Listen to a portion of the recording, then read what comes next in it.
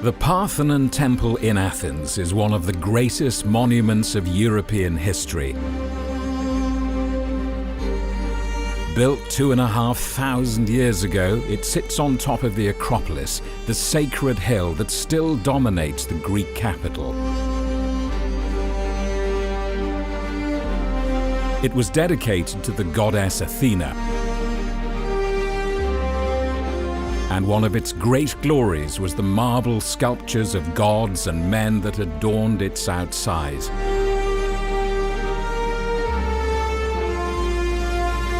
But 2 centuries ago, this ambitious British aristocrat and diplomat, Lord Elgin, hired workmen to remove half the surviving marbles, and the Greeks still want them back.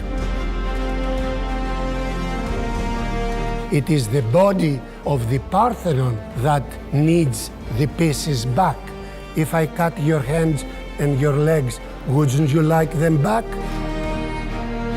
Money troubles forced Lord Elgin to sell the marbles, and for more than 200 years they've been held here in the British Museum in London, which calls itself a universal museum. Was it a great British theft? Lord Elgin plundered, stole the marbles from the Parthenon. So what he transported up the Thames to London was in fact stolen goods, and they are still stolen goods in the possession of the British Museum. Where is the proof of this theft? There is not one single source on the Greek side that says, oh no, it was a theft, and I have the proof here about the theft. Should the Parthenon and its sculptures be reunited in Athens? How on earth can you argue that you serve better humanity by having it broken instead of having it unified?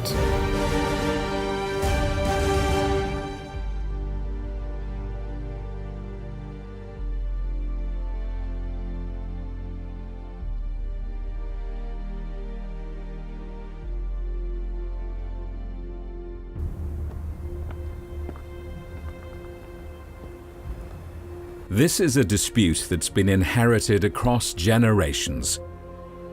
To understand it, and why it means so much to today's Greeks, you have to go back to Europe's classical past. Starting with this ancient quarry on the edge of Athens. It may not look much, but for centuries, pure white marble was dug out of here. You can still see the marks left by the workmen's gouges. 2,500 years ago, that prized marble was used to create the buildings on the Acropolis. This is the old road that was used to transport the Pentelic marble, named after the mountain, down to Athens.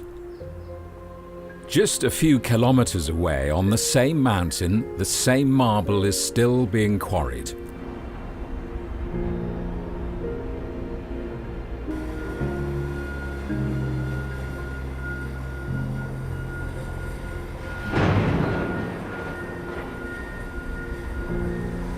The ancient Greeks worked by hand, using wedges and chisels.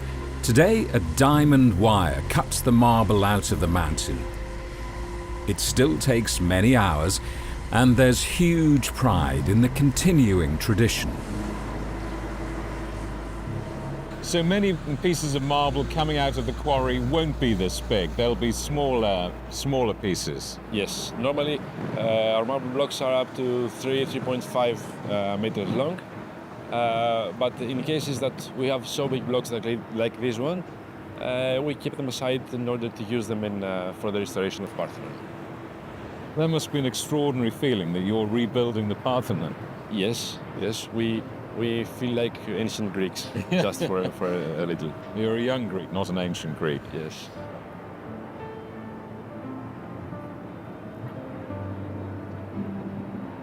Two 2,500 years ago, the heavy rock was lowered by hand and loaded on carts for the 15-kilometer journey to Athens. where it was taken back up the sacred hill, the Acropolis, to be turned into architectural and artistic masterpieces that still inspire awe today. The first of those great works you meet is the proper lyre, the gateway to the Acropolis.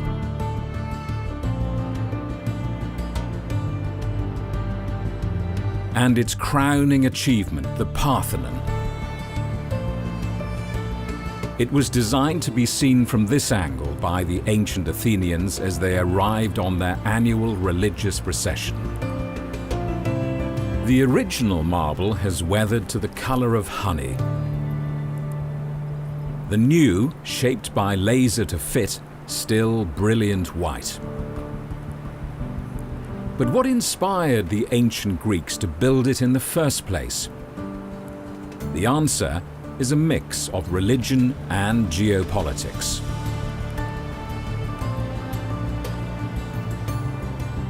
"25 centuries ago, the powerful Persian Empire twice attacked Greece, in the process destroying the existing buildings on the Athenian Acropolis. Athens turned its leading role in fighting off the Persians into an empire of its own. That gave it the wealth to build a new temple complex on the Acropolis, with the Parthenon dedicated to the city's patron goddess Athena as its centerpiece. So the Parthenon was a statement of Athenian cultural pride. Today, it generates millions in revenue from the tens of thousands who visit every day. But one of Greece's top archaeologists is intensely conscious of its original purpose and cultural value. She gave us rare access inside the temple. For someone who's never been here before, this is just extraordinary to walk in here. I mean, wow. Do you still feel like that after all of these years? Because you've been coming here since you were a little girl, I'm guessing. Do you still feel the same? Do you? I mean, it's just... It is. Just absolutely magnificent. It's always the same feeling for me too.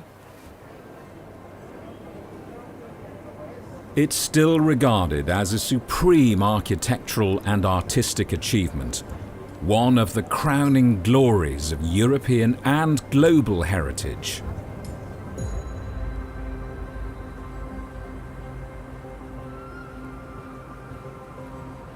Inside, it housed a huge gold and ivory statue of Athena. That disappeared many centuries ago. Outside, huge sculptures of the gods sat in the gables or pediments. They show scenes of Athena, her father Zeus, and her rival Poseidon, with whom she battles for possession of Athens.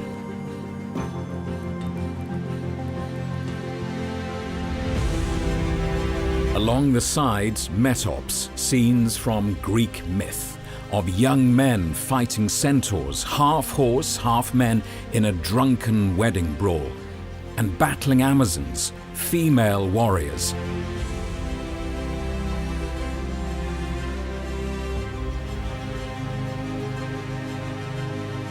Inside the covered colonnade, a 160-metre-long frieze showing the people of Athens themselves taking part in their great 4-yearly festival, processing towards the Acropolis, bringing sacrificial gifts for the goddess.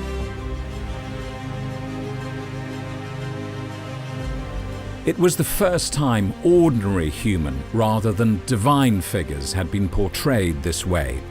But the relationship between the building and its sculptures is at the heart of the ongoing dispute. All the sculptures were originally brightly painted. Were the sculptures part of the structure, or were they an add-on? They form part of the structure. They are an integral part of the structure. This is how it is and how we consider them, not as isolated pieces, but as part of the monument.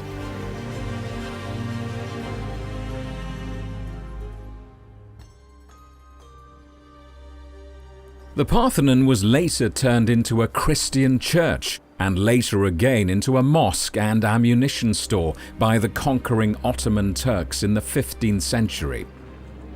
In the late 17th century, an army from Venice besieging the Acropolis fired a mortar shot from this hill.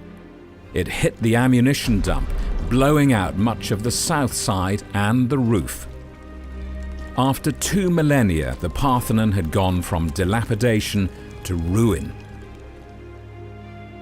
The Ottomans rebuilt the mosque using the rubble, and they still controlled Greece when Lord Elgin's workmen arrived just over 100 years later, at the beginning of the 19th century.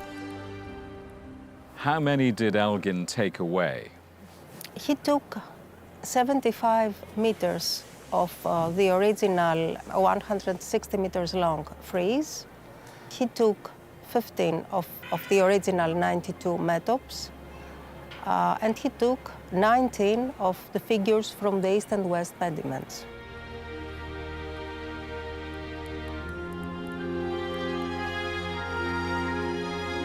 Lord Elgin was a British aristocrat from Scotland with an ancient family history and a grand family home, Broomhall House, near the Scottish capital, Edinburgh.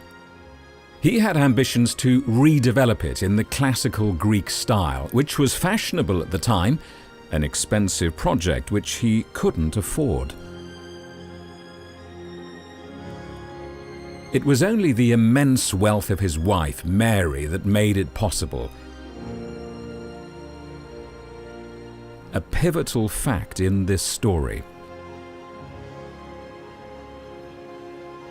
This American author has studied the letters they wrote to each other.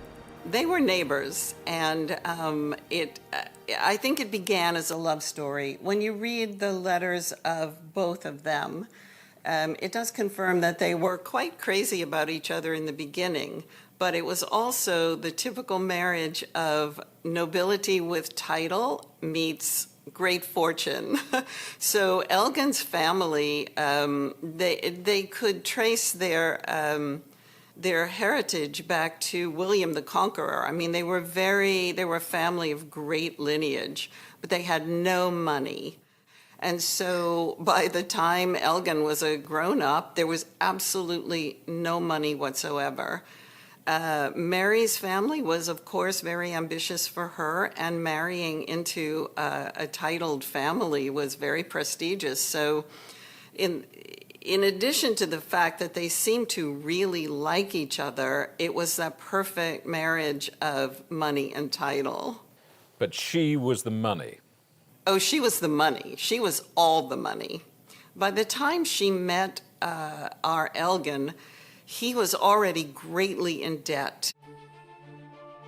In 1799, international politics presented Lord Elgin with a huge opportunity to get access to the finest classical Greek art and to advance his career. He was appointed British ambassador to the Turkish Ottoman Empire in Constantinople, present-day Istanbul. The French, under Napoleon Bonaparte, had invaded Egypt, which was then part of the Ottoman Empire. But the British Navy defeated a French fleet off the Egyptian coast, ultimately forcing Napoleon to abandon Egypt, and the Ottomans were very grateful. Professor Adam Eldon is an expert in Ottoman history. So from 1798 to 1801, the Ottomans had lost control of Egypt that was occupied by the French.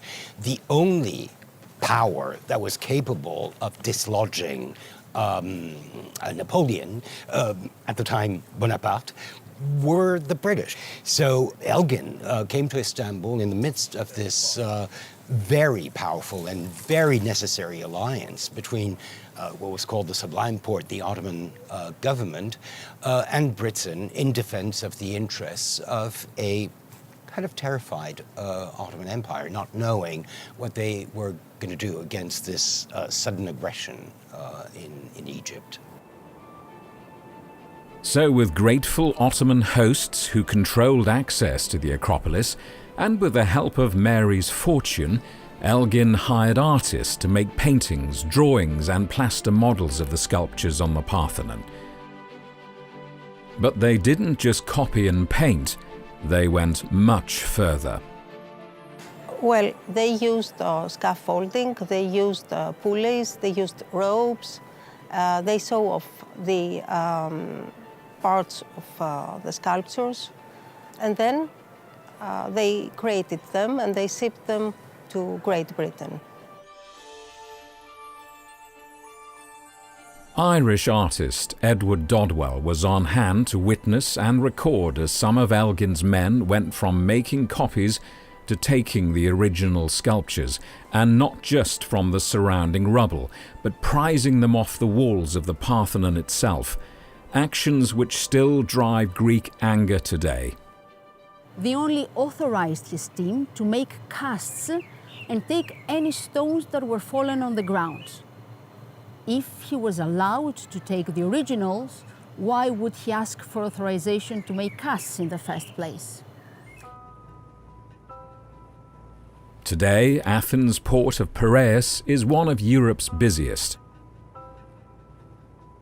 For Lord Elgin's men, it was conveniently close, just a few kilometers from the Acropolis. After the sculptures were removed from Athens, they were brought here to the port, and so began the long journey from Greece ultimately back to England. It was also the start of the gathering storm about their removal from Athens, and the voyage wasn't without incident either. The Greek coast can be hazardous today, even with modern ships and navigation equipment. Elgin discovered its dangers when he used a ship he'd bought, the Mentor, to transport one of the multiple consignments of marbles. The drama unfolded barely a day's sailing south of Athens. Local boat owner Vangelis is taking us to the spot where it happened on a stormy night in 1802.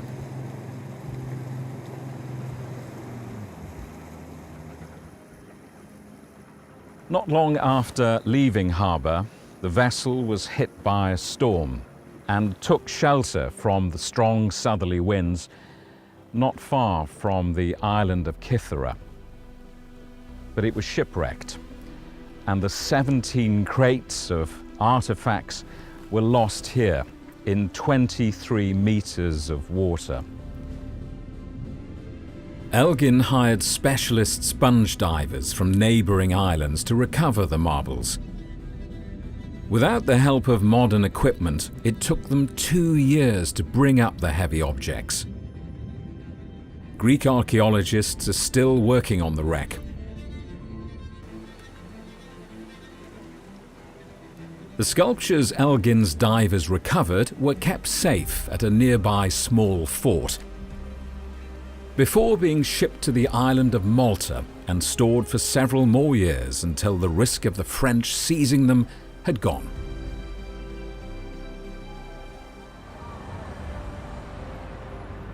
Instead, it was Lord Elgin himself who was captured. During a brief outbreak of peace, he and Lady Elgin headed home through France. But war broke out again, and French ruler Napoleon took him prisoner, with huge consequences for his marriage, his finances, and the fate of the marbles. Elgin was imprisoned in France. He was imprisoned at this horrible fortress at Lourdes, and it was dank and damp and just awful. So meanwhile, Mary was running around Paris trying to make influential French connections to get him released. And at the time, of course, women did not run around by themselves at night. It just wasn't done. So in order to meet with Frenchmen, and we're talking about Napoleon, Talleyrand, but she was escorted by Elgin's friend, Robert Ferguson. And eventually, like most men, Ferguson fell in love with Mary. and he wrote a letter declaring his love, which somehow got into the hands of Lord Elgin. And Mary was already out of love with Elgin, tired of being his breeding machine and pocketbook, and she started to return Robert Ferguson's affections. And so Elgin filed for divorce, which was a very big thing at the time. Mary's father made sure that he didn't get any of her money, and so he's broke. He still has his ambitions, but he has no money. In 1812, more than a decade after Elgin's workmen began removing the marbles from the Parthenon, the final consignment sailed up the Thames into London. Elgin had serious money troubles, and his best hope was to sell the marbles to the government, so the arrival of the cargo gave him new hope. In a letter to a friend in Scotland in June 1812, he wrote, "I am happy to say all my marbles are safe arrived, so that nothing is now in the way of an arrangement with government." His critics today take a dim view of his motivation.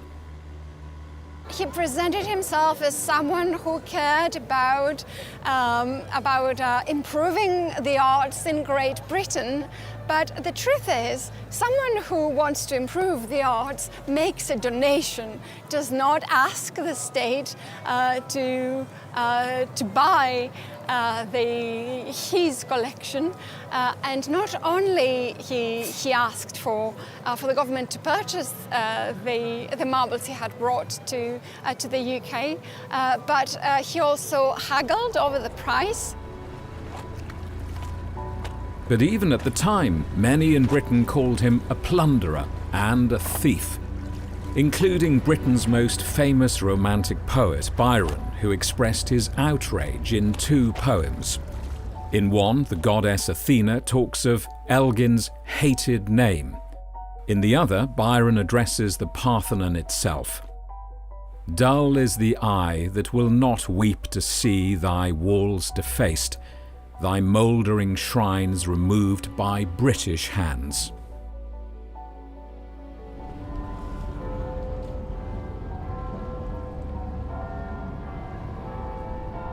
So it took 4 more years for Elgin to sell the marbles. He asked the government for £75,000, several $1 million in today's money. In response, Parliament set up a special committee to investigate the acquisition of the sculptures and to find out if they were worth what he was asking. Did he have written permission to remove sculptures from the Parthenon? Had he gone beyond what was allowed? Had he used bribery to get what he wanted? How Elgin answered the politicians' questions is recorded in their original report. We found a copy of it in this museum in the heart of London's legal district. Perhaps ironically, it's part of the collection of Sir John Soane, a contemporary of Elgin's, who stuck to only acquiring copies of ancient sculptures. It's a fragile 200-year-old document. This is the famous book. It is indeed. I'm not allowed to touch it. No, I'll be turning the pages. You're in charge. Okay, I promise I won't touch it. The report is a window into Elgin's mind when he took the marbles. He insisted he had permission from the Turkish authorities. Did the permission specifically refer to removing statues, he was asked? No, was Elgin's answer. It was executed by the means of those general permissions granted. Those general permissions were contained in a document written by a senior Ottoman official in Constantinople, giving instructions to a local official in Athens. The key part said that Elgin's men should be allowed to measure, copy, and excavate among the rubble, and they should not be stopped when they wished to take away any pieces of stone. There was no mention of removing sculptures from the walls of the building itself, But Elgin insisted, "I was at liberty to remove from the walls." Elgin could only provide the committee with an English translation of an Italian translation of the original Turkish document, which has never been found.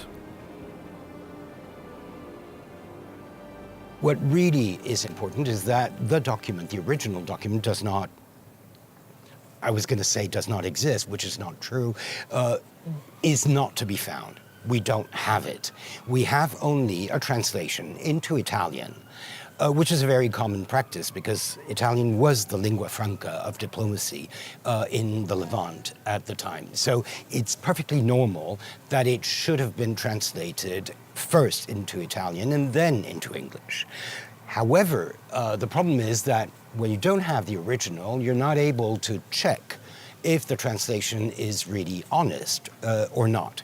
So my feeling, because I start with the idea that the document did exist, that it was issued.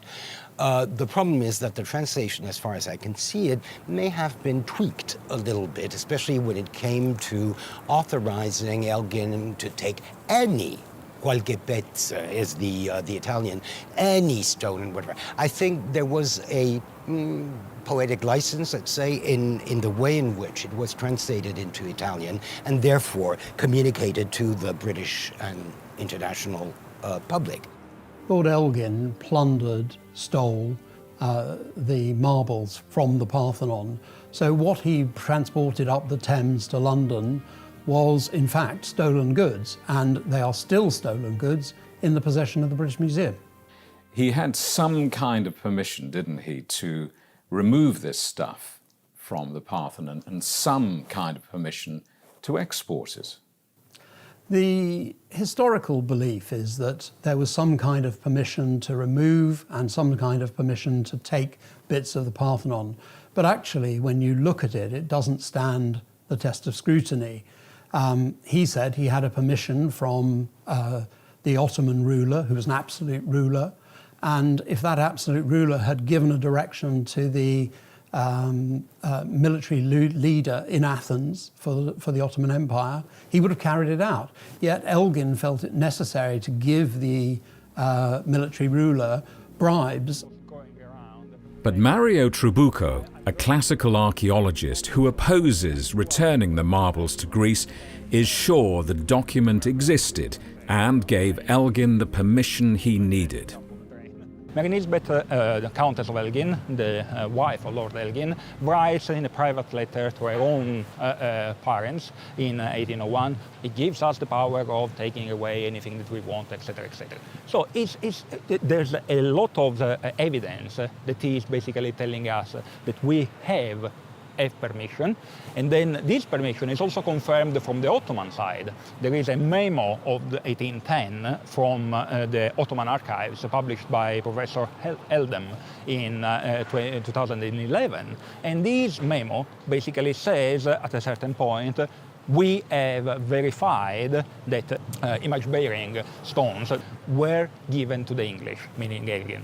So there is a clear framework of evidence that says that there is a permission and that this permission allowed them to do whatever they did. On the other side, where is the proof of this theft? There is not one single source on the Greek side that says, "Oh no, it was a theft and I have the proof here about the theft." Elgin told the committee the document was really permission to do the best deal he could with the local governor in Athens. So what bargain did they do with local authorities in Athens? Evidence for that was given to the committee by Elgin's man on the spot, the Reverend Philip Hunt, who said there had not been much difficulty persuading the local governor to be cooperative. Was the governor persuaded with money? Not money, but presents, said Reverend Hunt, who explained how the governor's helpful attitude persuaded him to push for more. Nowadays, we call that mission creep. What started as an exercise in copying turned into large-scale removal of the original sculptures. Elgin justified that by saying he was saving them from further destruction and pilfering, but he added, "It was no part of my original plan to bring away anything but my models." Despite some further attacks on Elgin as a vandal and despoiler, the committee and Parliament backed him. The government bought the sculptures for half the price Elgin had asked and gave them to the British Museum, where they've now been for more than 200 years.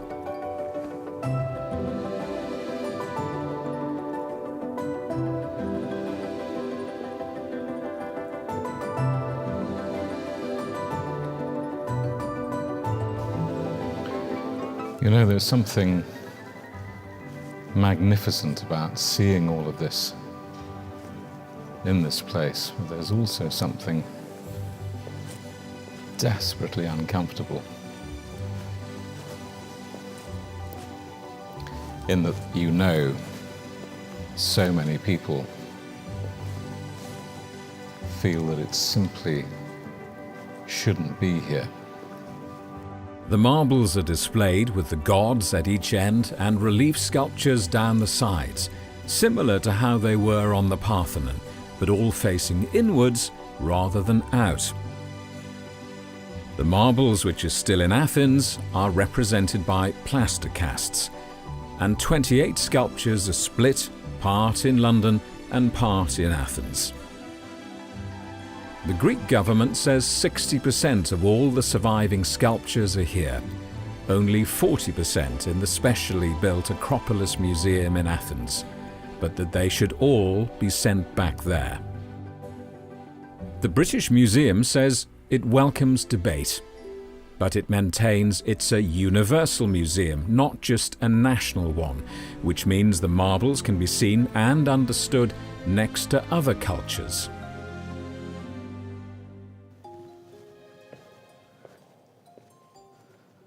It says, please take a leaflet to find out more about the controversy surrounding the Parthenon sculptures, but there aren't any leaflets. And we wanted to talk to someone from the British Museum, but there's no one available. It's just me and the marbles. The British Museum maintain that the museum in Athens and the British Museum are complementary.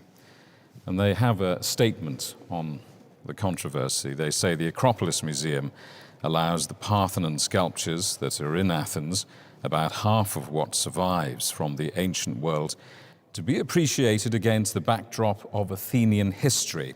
The Parthenon sculptures in London are an important representation of ancient Athenian civilization in the context of world history. So the argument now is not just about how the marbles were acquired and who they belong to, but where is the best place for them? A question that can still divide right outside the British Museum. Should be in Greece. They should be in Greece. If you need an opinion, they should go back. We've just been having that discussion. You're a Londoner. How can you say that? Because in Greece they know about restoration and conservation, and it should go back. It belongs to Greece.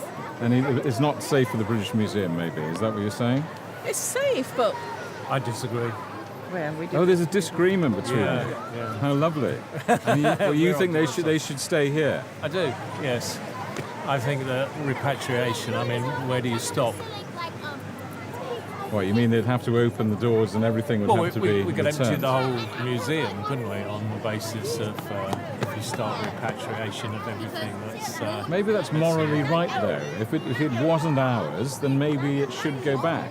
Maybe. That's what I would say. Throughout history, things have been taken, nations have been conquered, civilizations have started and fallen.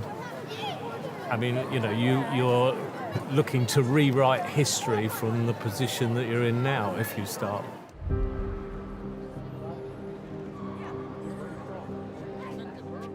We are on the third floor of the new Acropolis Museum, which was inaugurated in 2009.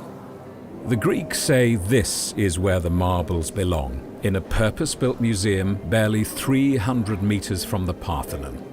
Its director, Nikolaos Stampolidis, took us on a tour.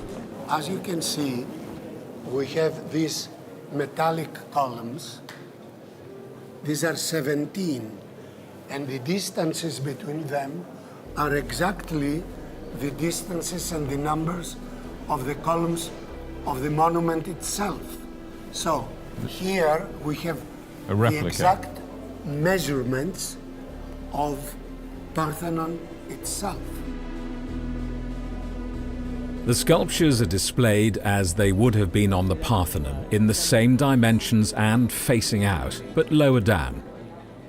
Missing ones in the British Museum are indicated by black dots on plaster casts. 200 years later, the sense of disbelief and outrage at what Elgin's men did is palpable. Look what they have done. They have chiseled that and they have sewn that in order to take it away. This is, I don't want even to express the words. You don't have to. You can see it. Yeah, you can see it. This figure is not there anymore.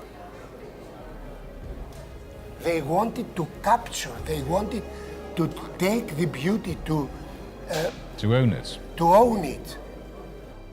Do you understand those who will say, Elgin came here and others and looked upon a monument that was in ruins, that had been used to contain gunpowder, and they took them for safety? Do you accept some semblance of that argument?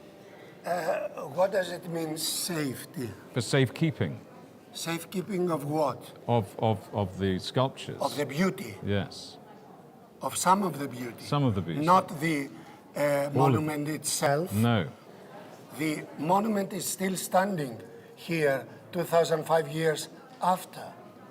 And it is the body of the Parthenon that needs the pieces back. If I cut your hands and your legs, wouldn't you like them back? You're one of the most distinguished names in the world of museums. Do you have any sympathy with those directors of museums, including the British Museum, who will say, look, if these are returned to Greece, there'll be nothing left. You might as well open all of the doors in every museum of the world and give your stock back if it has a difficult past, a difficult history. That's the problem with this argument. No. This is not the case. First of all, if we speak philosophically, number one is not the beginning if there is number two, number three, number four. First of all, it's start and end. This is why Greece has never asked, as far as I know, never asked of anything else. We are asking the parts of the body of the Parthenon back for the humanity, and this is a unique case. It is not a piece of art. It's not a painting. It's not a statue found here or there. That is the heart of the Greek case for reuniting the marbles in Greece. That they are not separate works of art that can be seen out of context. The Greeks say they are part of the unique Parthenon building itself, which is not just a national Greek monument, but a universal embodiment of democracy. UK law currently prevents the British Museum from letting go of the marbles. It could loan them, but then Greece would have to give them back.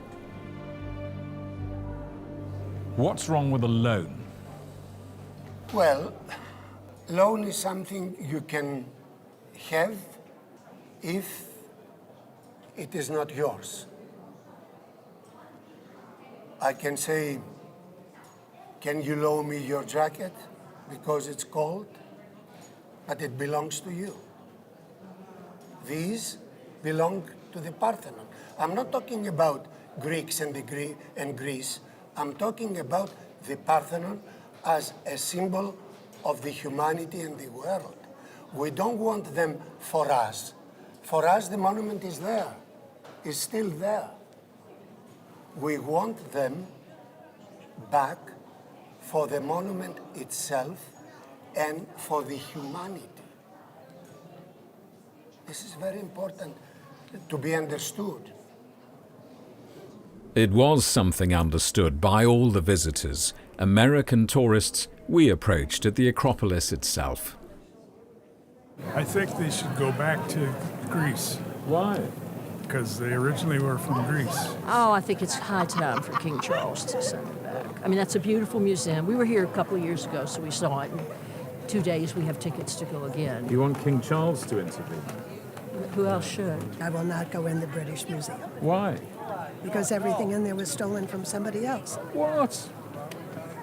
Really? Is that what you honestly think? Yeah. So you will not go in the British So Museum? there's no point. We came here to see the real deal. You feel that strongly about it? Well, they should give it back. It is history, but history that belongs to Greece doesn't belong to the UK. It was supposedly given by the Ottomans, correct? So it wasn't actually a Greek person. The Greek people did not say it was okay at the time. My take is, if it belongs to somebody else, why do the British still want to hold on to it? One man has no right to sell what belongs to the nation.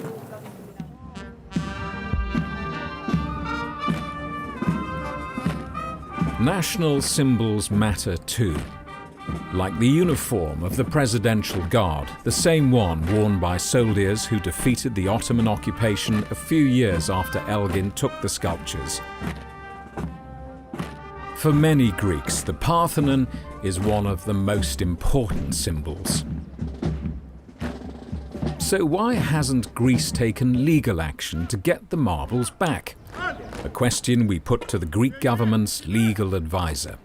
So the legal claim is that the marbles have not been legally removed from the Acropolis site, and therefore they do not belong to Britain. However, saying that this is the legal title, we need to make sure that Greece does not believe that this is a case that we should be taking to the courts. We believe that there are ethical issues also that dictate the return of the marbles.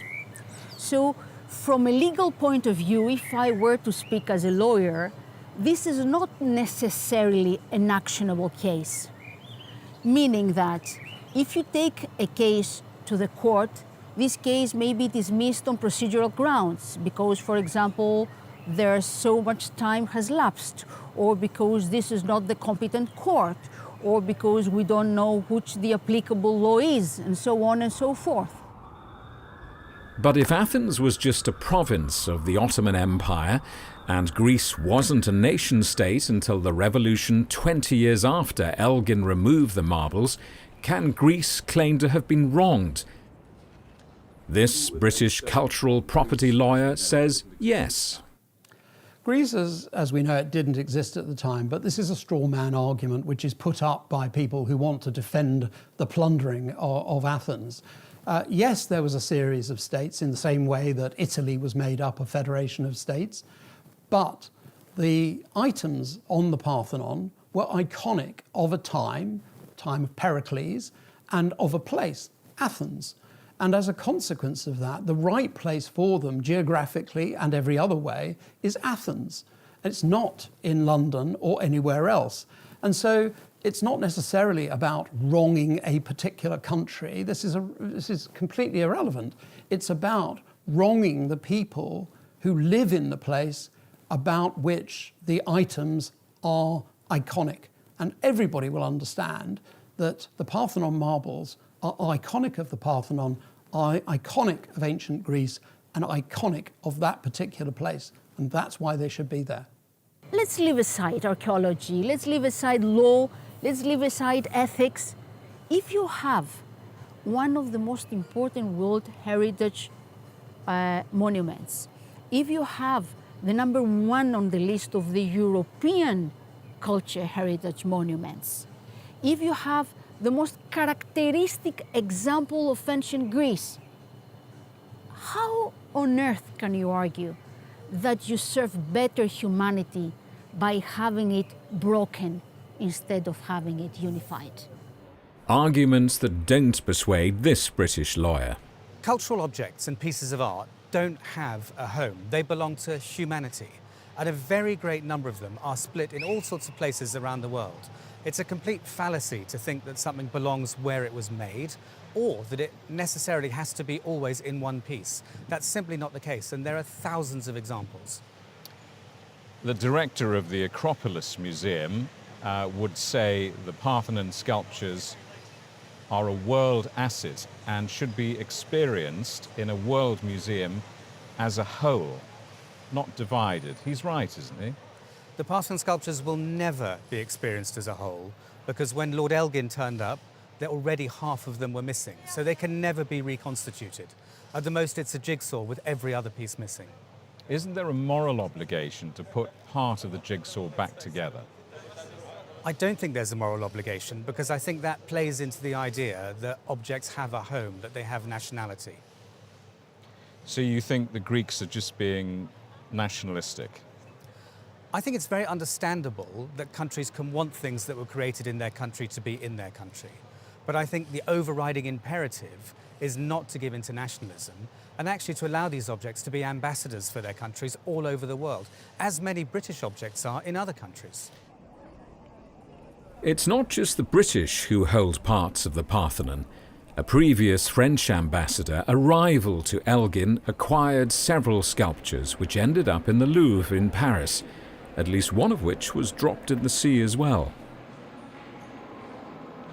The head, which probably detached from the Parthenon after the bombardment of 1687, is thought to have fallen overboard during transfer onto a ship in the port of Perilous. The Louvre didn't respond to our request to talk about the sculptures.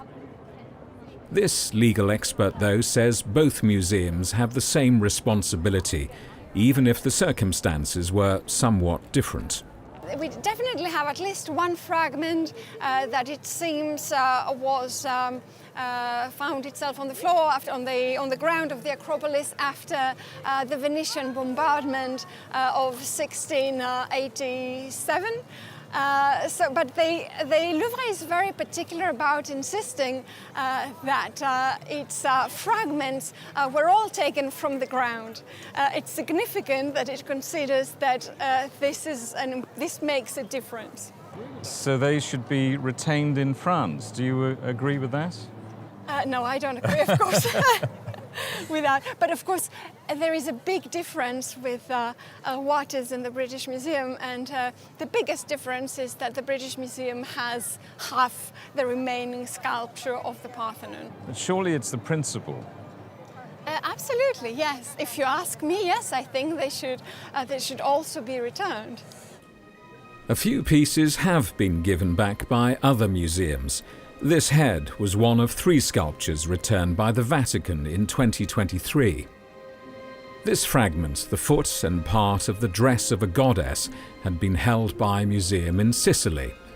The agreement done to return it avoided a battle over the language of ownership by calling it a deposit to begin with. Perhaps that could set a precedent for Britain to follow.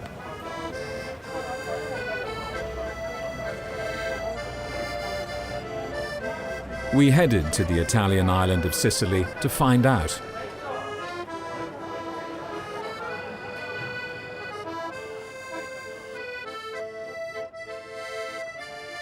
The Antonino Salinas Museum in the Sicilian capital Palermo acquired the fragment in the 19th century when it took over the collection of another Briton and minor diplomat, Anthony Fagan.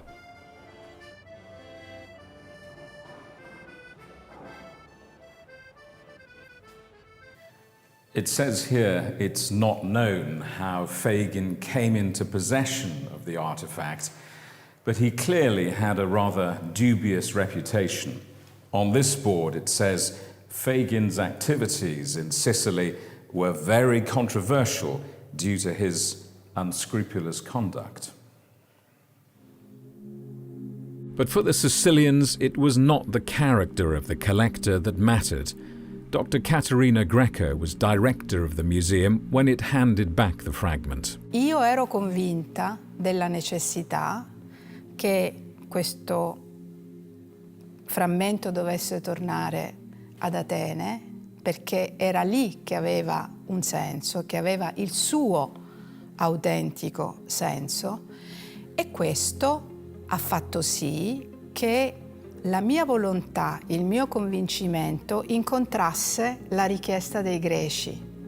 Poi, certo, sono nati rapporti politici tra i governi, tra il governo greco e l'assessorato regionale e poi anche il ministero, e anche rapporti tra i musei. Questa è la strada. Il rapporto tra i musei, il rapporto culturale tra i musei è quello che può agevolare quelle difficoltà di cui lei parlava. What should happen to the Parthenon marbles in the British Museum?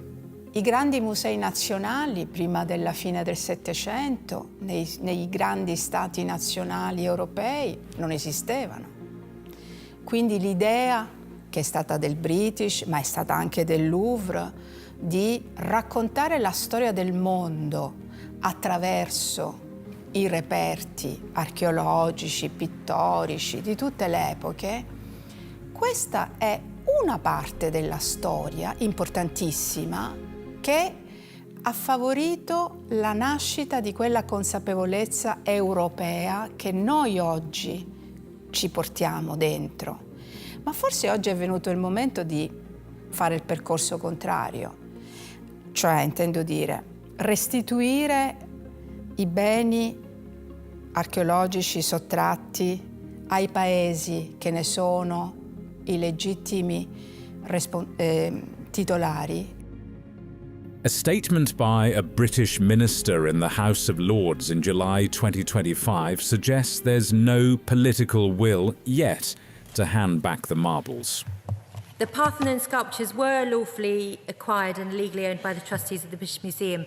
By definition, any loan agreement acknowledges that. The requirement of a loan is that the item be returned and assurances as to the return would be provided.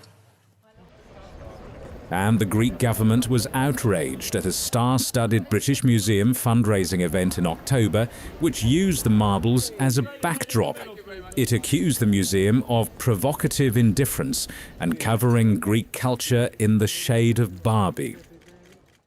There has been a long-running British campaign to return the marbles, and politicians and cultural figures are making a new push to right what they see as an historic injustice. Anybody who thinks keeping the Elgin marbles is a patriotic act is such a fool. Don't they see how the world would see us? Oh God, it's Britain being Britain again. An absolute catastrophe for our good name. I started working on the marbles case 14 years ago. Everybody said to me at the time, "You're mad, Mark. The marbles are never going back." We are now in a position where I think there is an inexorable tide of return. You want to see the Parthenon as complete as it can be. And therefore, I think people recognise today that we have a dishonourable past, and the best we can do is to repatriate those things to the places they were looted from. But there are still voices strongly opposed to Britain giving up the marbles. One of the beautiful things of the British Museum is that you can look at the Elgin marbles on one particular room, and then you can go and look at what the Persians were doing at the same time and how the two were interacting to each other on a cultural and artistic basis. And this cultural and artistic basis justifies holding on to the world's artifacts? When they are yours, absolutely. Because there is no reason why you should wreck what is now in itself a cultural monument, which is the collection of the British Museum, and deprive yourself of antiquities, in this particular case, and elements that have been legitimately acquired, just to make a favor to somebody else, or just to prop what, in many cases, is an ethno-nationalistic propaganda campaign. Lord Elgin's descendants told us they have made a family decision not to engage in the controversy. However, photographs taken inside Broomhall House for a magazine a few years ago showed the portrait of Elgin still prominently displayed and a copy of one of the most iconic of the Parthenon sculptures. And perhaps copies are the answer to this dispute.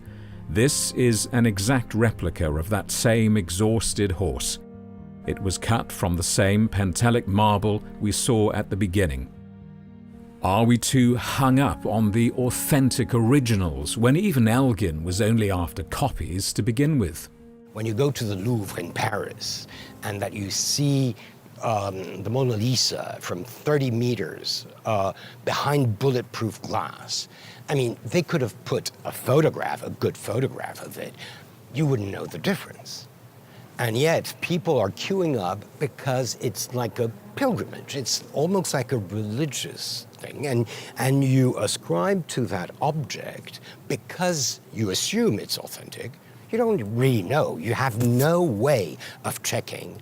You assume that it is a transcendental kind of experience to be able to watch the Mona Lisa. So you have the same problem with these decontextualized objects like the frieze of the Parthenon friezes, because we do have, and that's where it gets a bit cynical, we do have the technology to make perfect copies. So much so that in the Acropolis Museum, they made a special effort to make the ones that were signaled as being in London look different so that people would know the difference, because otherwise they can be, and they're out of reach, right? You know, so my fantasy would be to have, you know, British and Greek agents blindfolded or something, and copies and the originals shuffled in some kind of a space, and ask them to pick, and never be able to tell what is what, and exhibit them in their museums. Nobody would know the difference. But the Greeks insist the original should be all together in the Acropolis Museum and should never have been taken. If you met Lord Elgin face to face, yeah, if that were possible, what would you say?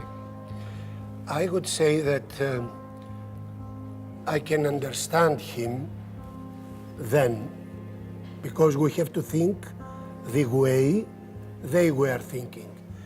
He wanted to have beauty for his own house. You see, you fascinate me because you say you understand Lord Elgin. I mean, you've psychologically speaking. You've spent your life trying to put right what he took away, but I'm intrigued that you understand Lord Elgin. Of course, I understand it as a doctor does for a sick man. The marbles in the British Museum will have to be moved soon as the gallery housing them is redeveloped. Could that be a moment to resolve the dispute? Or could Greece still be demanding the return of what Lord Elgin took for decades or centuries more? Can you forgive him? I'm not a priest, but I will, as a human being, I will. Yes, for sure. Yes, yes.